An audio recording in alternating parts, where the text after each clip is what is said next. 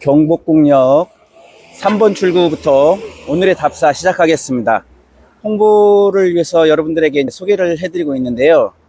이번 답사는 2월 답사가 되겠고요. 경복궁역 3번 출구를 나오면 우측으로, 제가 이렇게 이쪽으로 서야겠죠? 우측으로 본죽 비빔밥. 이 본죽 비빔밥을 기준으로 우측으로 이렇게 골목을 들어가면 끝에 한복을 입은 외국인들이 많이 보이시죠? 그 외국인들이 한복을 구매해서 임시로 하루 구매해서 입고 여행을 즐기시는 그 한복집들이 줄리비하게 나오고 있고요. 그 뒤로 경복궁을 나가는 골목이 나옵니다.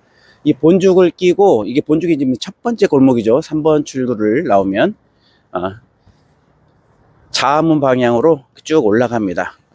여기서부터는 이제 카메라를 빠른 속도로 이제 돌리게 될 거고요. 여기서부터 네 번째인가 우측으로 골목을 계산을 한번 해볼게요.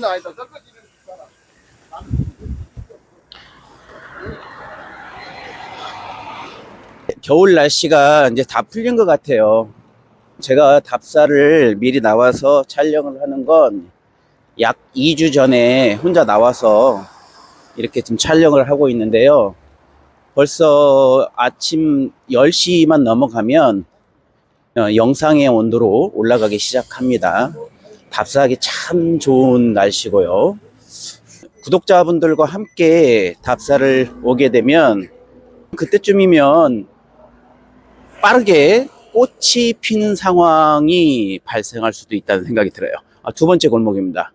답사 회원들하고 같이 와서 커피를 마셨던 곳이기도 하고요. 네 번째 골목쯤을 지나면 김정희 선생이 살았던 집터가 나옵니다. 거기서부터 오늘의 답사 시작하도록 하겠습니다. 구독자분들과 함께하는 답사 여행, 지금 여러분들에게 소개를 해드리기 위해서 미리 선 답사를 나와서 촬영을 하고 있습니다. 제가 조그마한 골목길까지는 계산을 못했는데 여 골목일 것 같아요. 추사 김정희가 살았던 집터가 나올 것 같습니다. 김정희 선생이 살았던 집터를 방문을 하도록 하겠습니다. 김정희 선생님에 대해서 여러분들에게 소개를 해드릴 내용이 참 많은데요. 김정희 선생이 제주도로 유배를 갔을 때예요. 1840년도인가요? 그때쯤 유배를 갔었고요. 산숭, 해심, 우측에서 읽어요. 좌측으로 읽지 않고. 산숭, 해심, 유천희해. 산은 높고 바다는 깊으며 하늘에서 논일고 바다에서 즐긴다 라는 글이 적혀 있는 통이동 백송터입니다. 구독자분들과 함께 방문할 거고요. 영조가 잠저로 있던 창의궁터입니다. 이곳에 추사 김정희 선생이 살고 계시던 집터도 바로 저 좌측에 있어요. 저쪽 같이 한번 찍어 보겠습니다. 2월 답사 때 구독자분들과 함께 방문을 할 거고요. 이 백송을 좌측으로 이렇게 보면 이 빌라가 한 채 보여요. 추사 김정희 선생님이 사시던 집터입니다. 선생님 영상으로 그거 조금 찍고 가겠습니다. 네, 감사합니다. 저 뒤에 빛날 화자에 매산자, 우리 구독자 여러분들 이거 한번 보세요. 이 글씨도 추사 김정희 선생님이 쓰신 추사체입니다. 화산서로. 네, 집자를 한 거고요. 지금 이 집터에 살고 계시는 선생님께서 귓속말로 저에게 설명을 좀 해주셨습니다. 제가 여러분들에게 이렇게 소개를 하고요. 다음에는 이제 보안여관 방문을 할 건데요. 네이버를 통해서 검색을 하시거나 책을 통해서 검색을 하시는 것도 여행의 일종이긴 하지만 그 내용을 직접 현장에 와서 눈으로 보고 땅을 밟아보는 것이 진정한 여행이 아닐까 생각을 합니다. 회완제. 회완제, 예, 유천. 예. 근데 점은 뭐예요? 회완제. 주인 주자를 저렇게 쓴 거예요? 아, 근데 이게 회원제가 뭐냐면 네. 수사를 생각하는. 예. 완당을 생각한다는 회완제. 이 회완제가 지금 선생님 거주하시는 저기 아닌가요? 네, 선생님 감사합니다. 네, 보안여관으로 이동하겠습니다. 방금 추사 김정희 선생님의 집터를 지금 방문하고 왔어요. 추사 김정희 선생님의 증조부이신 김한신의 피를 그대로 받은 게 아니라 김정희 선생님의 할아버지신 김이주가 김한신의 아들이에요. 그리고 추사의 아버지인 김노경, 그리고 추사로 이렇게 이어지는데요. 증조부이신 김한신이 후사가 없어서 김한신의 제를 지낼 수 있는 김정희 선생님이 김한신의 봉사손이 됩니다. 김한신의 제사를 지낼 수 있는 자손이 되었다는 거죠. 김한신의 봉사손이 되어서 제사를 지내며 저 집에 머물렀던 거죠. 예. 다음엔 보안여관으로 가보겠습니다. 영추문 맞은편에 보안여관이라는 옛 건물이 있어요. 1936년에 건설이 되었는데요. 문학동인지 시인부락이 태동한 곳입니다. 2004년도까지 실제로 여관으로 운영도 되었다고 합니다. 보안여관으로 한번 들어가 보도록 하겠습니다.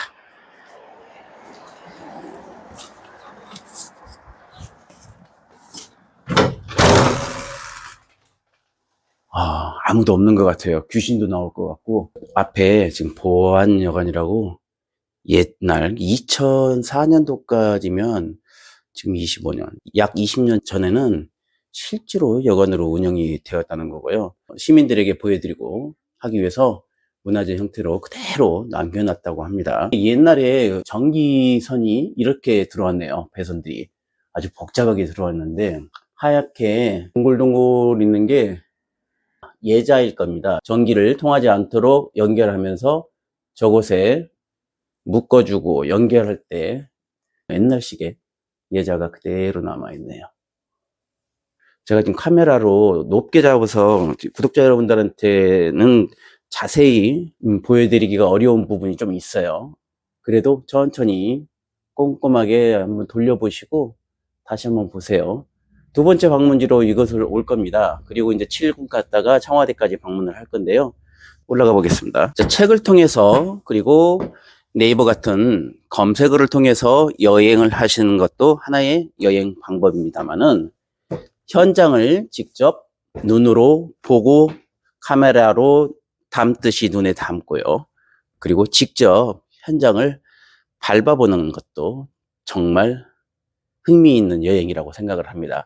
구독자 여러분들과 함께 이곳을 방문하겠습니다. 조선 왕조 27대 왕조 중에 후궁이었지만 후궁이 난 아들들이 왕이 되신 분들이 있습니다. 그리고 27대 왕 이외에 추존 왕들도 있거든요. 정조를 양자로 삼았던 영조의 아들 진종 효정세자, 사도세자의 어머니였던 영빈 이씨, 사도세자도 장조로 추존왕이 되죠. 추존 왕들이 왕이 되었던 사람들 중에 어머니가 왕비가 아니고 후궁이었던 사람들이 7분이 계십니다. 그 7분을 영조의 어머니였던 숙빈 최씨의 육상궁에 함께 모시면서 그곳을 7명의 후궁을 모셨다고 해서 7명, 그래서 7궁으로 명칭이 변경되어 있고요. 지금 카메라에 보이는 청와대 좌측으로 7궁이 있습니다. 세 번째 답사지로 그곳으로 향하도록 하겠습니다. 거기 가서 또 자세히 설명드려 보도록 하겠습니다. 이 영상 하단 댓글에 답사 신청을 해주시면 됩니다. 이곳은 무궁화 동산입니다. 청와대를 방문하기 전에 7궁을 방문할 거고요. 칠궁을 가기 전에 칠궁 입구 좌측에 무궁화 동산을 방문하게 되는데요. 구독자와 함께하는 답사 여행 때 여러분들에게 자세하게 설명을 드리도록 하겠습니다. 간략하게 이 무궁화 동산에 있는 시비 하나를 소개해 보도록 하겠습니다. 병자호란 때요, 화의를 반대하고 싸움을 주장했던 청음 김상헌의 집터라고 되어 있고요. 청나라 심양으로 끌려가기 전에 청음 김상헌 선생이 남겨둔 시를 후손이 적어서 남겨놓게 됩니다. 제가 한번 읽어보도록 할게요. 우리가 학창 시절에 책에서 공부를 했었고 지금도 자주 마주하게 되는 시조입니다. 가노라 삼각사나 다시 보자 한강수야, 고국 산천을 떠나고자 하랴마는 시절이 하수상하니 올똥말똥하여라. 김상헌이 몸은 떠나가는데 남아있는 고국 산천이 어떻게 될지를 예측할 수 없으니 참으로 마음이 답답하구나 하는 그런 심정이 들어가 있는 시를 적어 놓은 겁니다. 청음 김상헌 선생이 사셨던 곳인데요. 김상헌 선생 양력을 보면 안동김 씨의 후손이라고 되어 있습니다. 안동김 씨 하면 떠오르는 세력들이 있죠. 정조가 돌아가시고 정순, 헌철까지 중간에 효명사자가 계셨지만 정조가 돌아가시고 순조, 헌조, 철종까지 안동김 씨, 그리고 풍양조 씨, 다시 안동김 씨로 넘어가는 세도 정치가 60여 년간 있었잖아요. 그때 그 안동김 씨의 세력이 바로 김상헌의 후손들이고요. 서울을 주변으로 살고 있는 안동김 씨들이 장동김 씨라고 불리어지고 있습니다. 김상헌이 살았던 집터이고요. 저 시비가 있는 곳과 무궁화 동산 밖으로 보면은요, 바로 그곳이 남원 추어탕의 자리입니다. 그 자리가 김상헌이 살던 집터이고요. 그리고 카메라에 잡히는 북악산 앞쪽 교회나 또는 무궁화 동산이나, 그리고 무궁화 동산을 나와서 저 좌측 골목의 소방서나 무궁화 어린이집, 남원 추어탕 이 자리에 김상헌의 집터였다는 글이 적혀 있던 장소이기도 합니다. 저 골목까지, 그리고 저 밑에 내려가는 소방서까지 전부 김상헌의 집터였습니다. 7궁으로 이동하겠습니다. 청와대도 경복궁의 후원이었습니다. 청와대를 중심으로 북쪽의 좌측, 서쪽을 보면 이렇게 7궁이 있습니다. 세 번째 답사지로 7궁을 답사를 할 거고요. 여러분들에게 영상으로 간략하게 보여드리면서 구독자와 함께하는 답사 여행, 그때 여러분들에게 또 자세하게 설명을 드리도록 하겠습니다. 후궁이었지만 아들을 낳아서 아들이 왕이 된 사람들, 첫 명칭은 육상궁이고요. 육상궁은 영조의 어머니 숙빈 최씨, 무술이 출신이었고요. 숙종의 아내였던 3명, 인경, 인현, 인원, 그때 인현 왕후의 몸종이었던 숙빈 최씨와 숙종 사이에서 영조가 태어납니다. 왕을 낳았고 또 나중에 추존왕이 된 사람들까지 모두 7분의 왕, 그리고 7분의 왕을 낳았던 7분의 어머니가 있겠죠. 구독자와 함께하는 답사여행, 그때 오신 분들과 함께 자세한 설명 드리도록 하겠습니다. 오늘은 간략하게 설명드리면서, 홍보 영상이니까요, 간략하게 설명드리면서 카메라에 영상만 좀 담아서 가도록 하겠습니다. 그리고 대빈궁, 여기 와서 제가 하나 설명을 드리겠지만 대빈궁의 특색이 좀 뚜렷하게 특색이 하나 있습니다. 카메라에 이미 잡히고 있는데 숙종이 가장 사랑했지만 사약을 먹고 돌아가신 장희빈이 대빈입니다. 경종의 어머니이죠. 자, 기둥을 보면은요, 대빈국만 기둥이 동그라미로 되어 있어요. 카메라에 담아 보면서 구독자분들이 저와 함께 방문을 하셨을 때 이거에 대한 재미있는 히스토리를 설명을 드리도록 하겠습니다. 날씨가 점점 따뜻해지고 있습니다. 구독자분들과 함께하는 답사 여행을 하는 그날은 어쩌면 주변에 개나리가 피어 있을 것도 같습니다. 네 번째 코스로 청와대에 입장합니다. 청와대는 입장 코스가 서너 개가 나눠져 있는데요. 1시간짜리가 있고 또 30분짜리가 있고 그러고도 또 30분짜리, 1시간짜리 뭐 코스가 한 4개가 있는데요.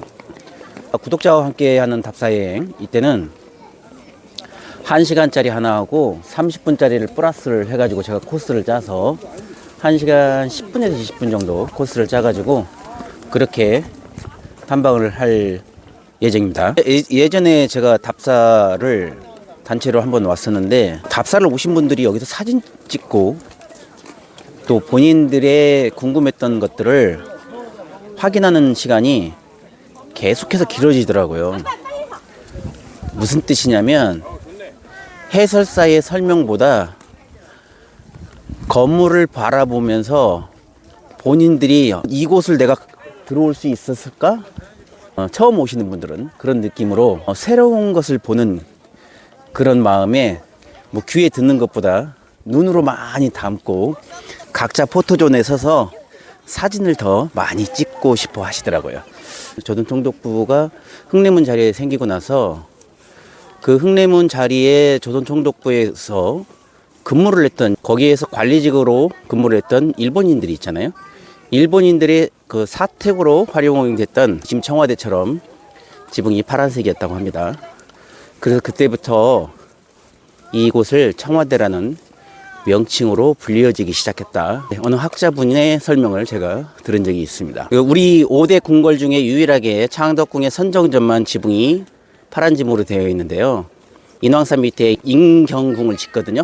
거기에 있던 광정전 건물을 창덕궁에 옮겨다가 다시 지어요. 그게 이제 선정전입니다. 그 건물이 파란색 지붕이기 때문에 그것으로부터 청와대의 지붕이 파란색으로 유래가 됐다, 이렇게 말씀을 하시는 분도 봤어요. 그런데 제가 첫 번째 설명드렸던 일본인들의 관사 지붕이 파란색이었기 때문에 청와대의 명칭이 그때 생겼다. 요게 더 신빙성이 있는 게, 그걸 주장하신 분은 현재 학자로 계시는 분이기 때문에 그게 더 신빙성이 있지 않나 이렇게 생각이 들고요.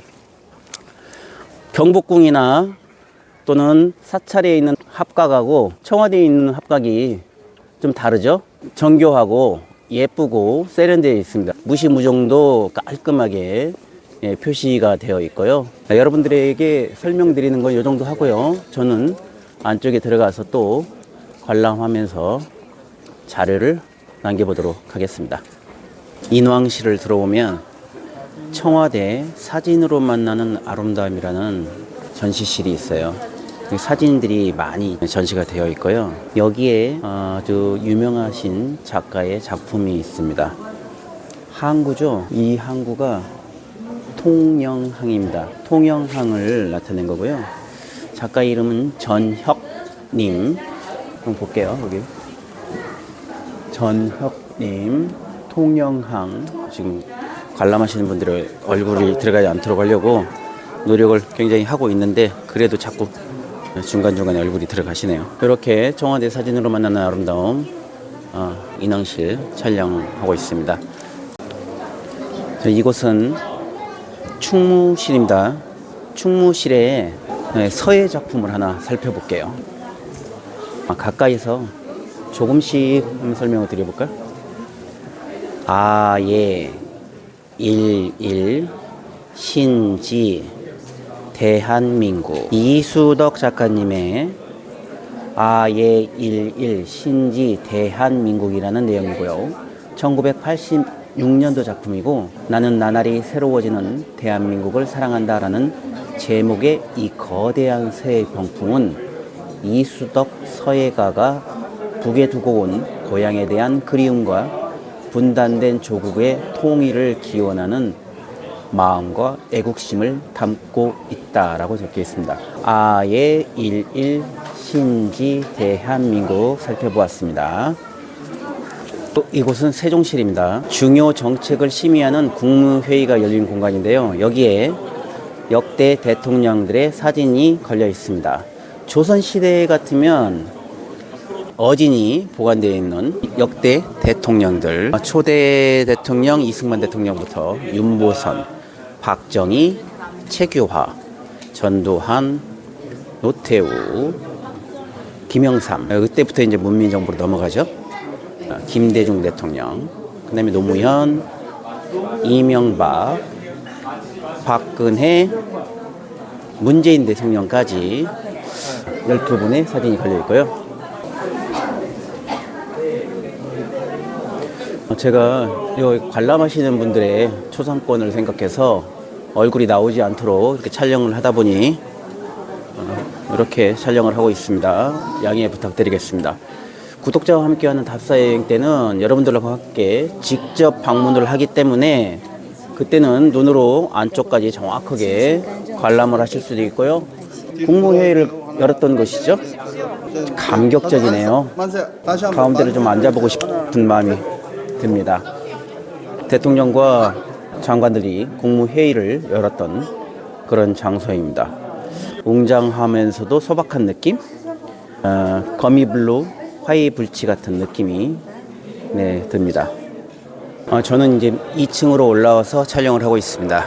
1층에서 계단으로 올라오는 동안은 관람자들과 부딪히는 것과 또 계단에서 사진 촬영을 하다가 위험한 상황이 올 수도 있기 때문에 1층에서는 촬영을 못하게 제한하고 있고요. 2층에 올라오시면 난간에 매달리지만 않으면 이렇게 촬영을 할 수 있도록 허가를 하고 있습니다.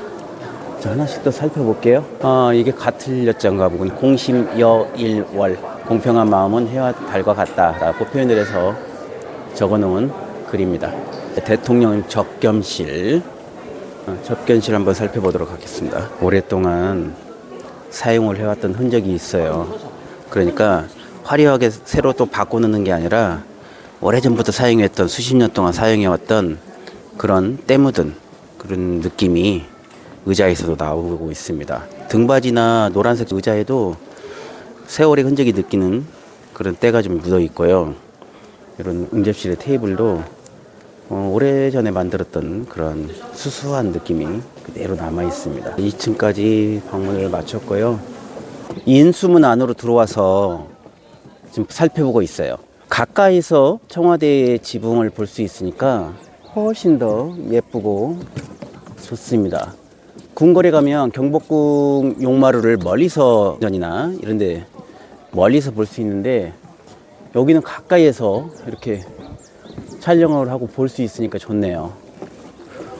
구독자 여러분들과 방문할 때는 제가 따로 다 설명을 드리겠는데 이런 게 어떤 용도로 사용했을까요? 이런 명칭은 뭐죠? 이런 거 한번 공부해 볼게요. 또 여기는 문을 열었을 때 문 걸 수 있도록 저쪽에 인수문이 보이죠? 인수문을 등지면 이렇게 여기 조그마한 연못을 끼고 이렇게 올라가는 길이 보여요. 여기를 이제 따라서 쭉 올라가면 오은정 그리고 경주 방형대자 석조 열애 자상이 있는 곳까지 올라가는 겁니다. 구독자와 함께하는 답사여행 때 여러분들 같이 오시게 되면 이 코스가 약 30분 정도 걸리는데요. 제가 생각하기는 이 코스가 하이라이트가 아닌가 생각합니다. 그래서 이곳을 방문을 하고 약 30분 동안 이 코스를 함께 답사하도록 하겠습니다. 올라가면서 빠른 속도로 이 카메라는 돌릴 거고요. 올라가면서 중간중간 한번 같이 보시죠.